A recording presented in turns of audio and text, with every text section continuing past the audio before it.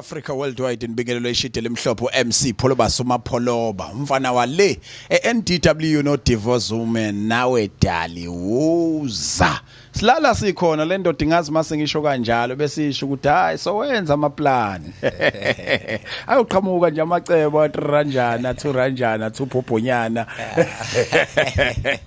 ya nganza kwethu ngisemzini kaDokotela uSikhukhula siphinde sibe nenhlanhla enkulu ithuba elingandele bani lokuthi sikwazi ukubona umlando nobuhle obungaka bokugcinwa kweqhawe esigodlweni esasingena kuso esebenza kuso abantu bephume bephilile namanje sizwa kuthiwa abanye babo bathi mabefikela ekhaya besho ukuthi bananezibonakaliso ukuthi ikhehla lithe yabohamba beze befike endlini yalo yokugcina lana ke kuka Dokotela uSikhukhula sisesigodlweni sakhe esaphila ayelaphela kusona njengamanje iyona ndlu aphumule kuyo konke nikubona lapha egcekeni kwakhiwe ilendlu alele kuyo ingunaphakade uzokhumbula ke ukuthi uDokotela uSikhukhula bekufika intatheli ngokuhlukana zizofuna ukubona isigodlo sakhe azitshena ukuthi kule room engalena njengoba usibona sihlukanisekile nakhona kunendlu ekugcineke khona ayemthanda ngenhliziyo yakhe yonke naye kanti ufihlile kuthina siyimedia ukuthi nayo uyofihlelwa la kanti umndeni utshenile and umndeni uyazi ukuthi uDokotela uSikhukhula uyofihlelwa la njengamanje ke sino Dokotela uMqhele uDokotela uMqhele indoda esebenze kakhulu ngaphansi kweso lika Dokotela uSikhukhula yaphinde yasebenza ngokubambisana naye ihamba naye amazwe ebebexoxa nayo imfihlo bebesebenza nayo ukuthi ndoda mina ngizothi ngisabamba la wena bamba lapha yakusizakala umuntu uDokotela ke uMqhele iningi labantu akade befika la ekhaya uma sesikhuluma ngomqhele bathi ubani uMqhele masuthe hayi uyamkhumbula umkhulethi icebo bethi usho lo muntu okuyena wangisiza mina sengiphethwe ukuthi wathi umkhulu hayi mawutshena usibani bani uthi akakuthinta ukuthi ngoba ebeyindodana kuye beyingane etho ngokuye bembiza ngoDokotela uMqhele aphinda ambize ngocebo ngoba ebewusana lakhe kuye kodwa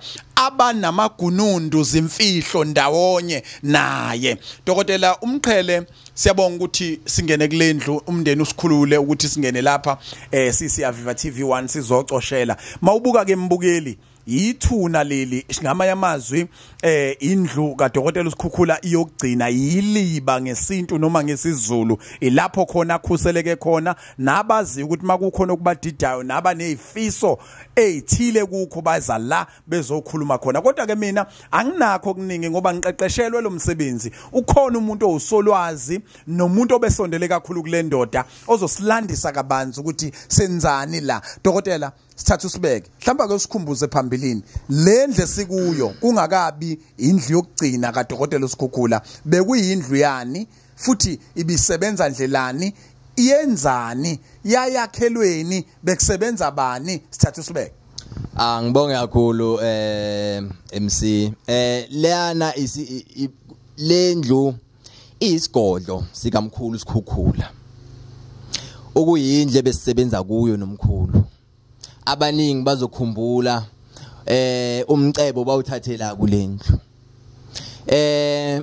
ogcineni usogcine kwaba indlu yakhe yokuphumula okugcina okuyiyona ndawo ke umkhulu owayiqoka ukuthi uyolala kuyona mangabe kwenzeka ehamba emhlabeni impela senza njalo ke sisebenzeke kulendlu ke isikhathi eside sinomkhulu ihlukanisekile ke lendlu MC uyibuka inobonda la kodwa futhi indlu futhi igumbe elinye ngalena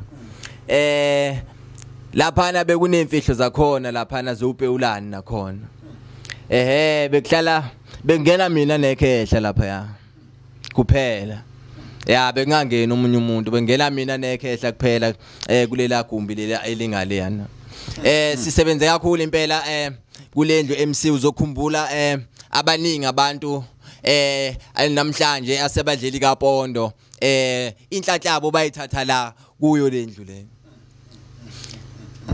okuyindlu ke namhlanje sokwaba indlu yokugcina kamkhulu walala kuyona namhlanje sesihlonipha ngendlela ehlukile kunasiqaleni manje sesibuka ngelinyiso. Sithini isizathu sokungcwatshelwa kweqhawe uDokotela uSkhukhula kulendlu le akade laphela kuyona abantu? Kusho ukuthini lokho? Lokhu kuyisiko wasitshela lona umkhulu ukuthi yena umsebenzi ngendlela okwawuthatha ngayo kuyamphoqa noma kuyisiko ukuthi mangabe kwenzeka ehamba emhlabeni umzimba wakhe ufihlwe esigodlweni kade esebenzela kuso kakhulukazi. Hlasimbe solokhu namfihla la iziphi izinto ezinhle enizibonayo enithanisoni ngokulandela isifiso nephupho lakhe nesinqumo ashiya nani ukuthi afihlelwe la? Ufika ngendlela ezinhle ngaso sonke isikhathi mayifika umkhulu akakaze afike ngempi. Esikujabulelayo futhi kakhulu baba ukuthi abantu esibasizayo noma ngehlahla zasesigodlweni sakhe noma ngehlahla zakhe umkhulu iningi labo noma ngithi abanye babo laba bathatha imisebenzi uyaye bahambele ngamaphupho impela bembone ekhulume ukuthile usuka ekufanele ukukhulume bese bashaya ucingo belithumela nganeno bese siyakwazi ukuthi sihlale kulawo magxatho kumele siwanyathele ukuze kulungiseke inkinga yalowo muntu osuke sasibikele noma ngisibonakaliso esithinta ikhehla phakathi.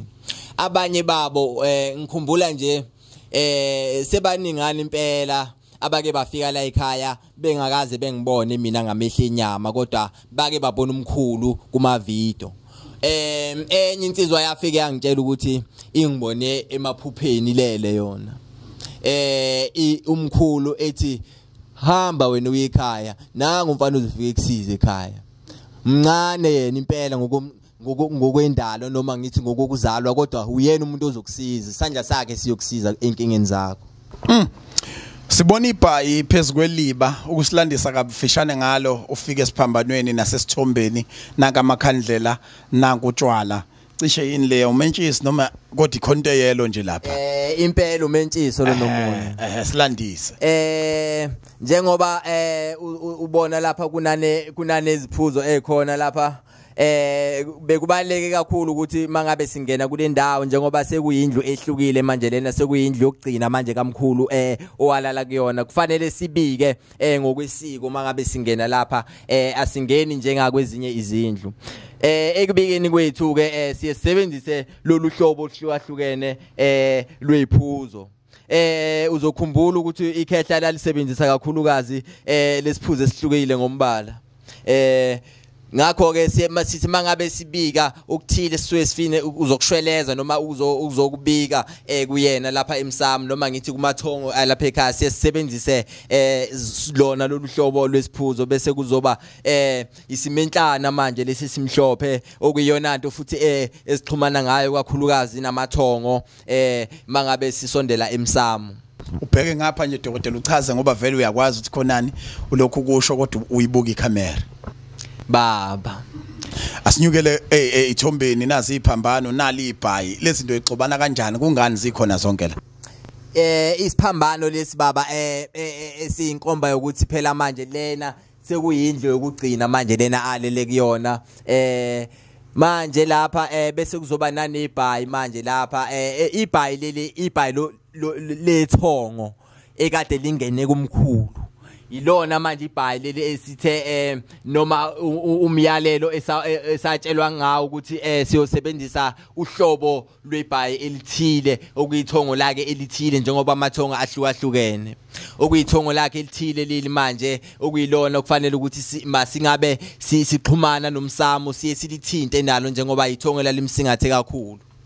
Siyazi ukuthi le ndoda ikushiye iqeqeshile and namanje ngenzeka ukuthi kanye nathi kulokho esikwenzayo. Ngizofisa ukuthi uhlambuluke phansi kwayo izwa. Yini othi uqeqeshe kuyo ukuthi ukwazi ukulekelela abantu nanokuthi othi ngiyanimema nonke wozani nizozwe isandla sasikhukhula ngesandla samqhele. Baba wayeqikelela kakhulu umkhulu ukuthi mangabe senza imithi noma silanda imithi emahlathini efuna ukuthi mina ngikuqonde konke sisuke sikulandile ehlathini ukuthi mangabe sikuthatha sikuhlanganisa nokunye kusuke kusiza ziphi inkinga zomuntu inhlonipho kakhulukazi bengimnika yona umkhulu kusukela esaphila kuze kube manje iyona into enye yayenza ukuthi izifundiso ekade enginika zona zingaphumi engqondweni kimi ngoba bengiqikelela ukuthi nami ngiyakuqonda konke noma ngithi ngiyakulalela konke asuke engifundisa khona ngomuthi nangamathambo yilwane nangamafutha ezilwane ngobunjalo njalo okwathi nje umkhulu ngokuhamba kwesikhathi wabona ukuthi no akufanele manje umqhele ngigcine ngokuthi ngihlale naye la ngimnike lolu lwazi noma lamandla enginawo mina kuphela yize izinkalo zizinde ezokuye emazweni angaphandle kodwa kwaphoqa ukuthi sigcine sesiphumile nomkhulu engikhombise imigudu okufanele ukuthi mangihambe ukuze nami ngiqine ukhakhayi ngiqine ngempela emsebenzini nokuphakamisa amandla omsebenzi kimi egazini uqobo. Abanye abantu bayakholelwa ukuthi isithwalo intembi noma umuntu ofihlwe endlini ngobe bethwele mhlambe nibhekana naziphi izimo komakhelwane nakubantu nje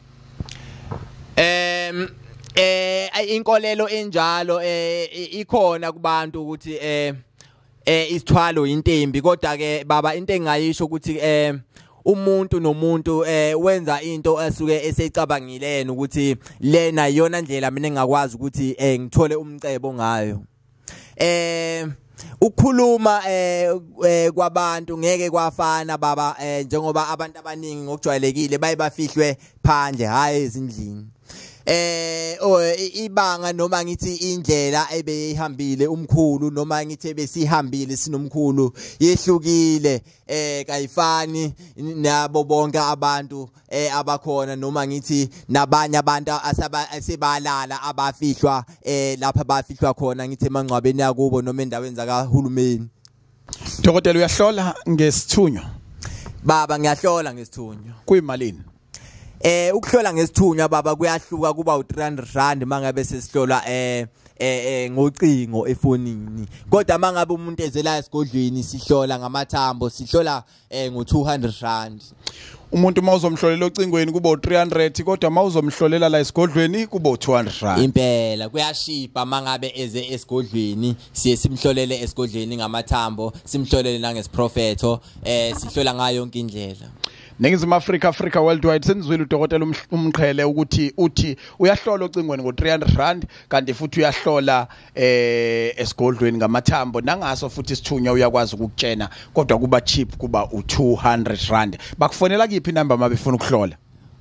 Inombolo yocingo ithi 07237880555 asibize nje slowly 072 37 88 555 5 abathathu. Yeah. Dokotela umqhele bayangeniswa inabantu la abafuna ukuzosizakala noma abafuna ukuzokhuluma nalendoda.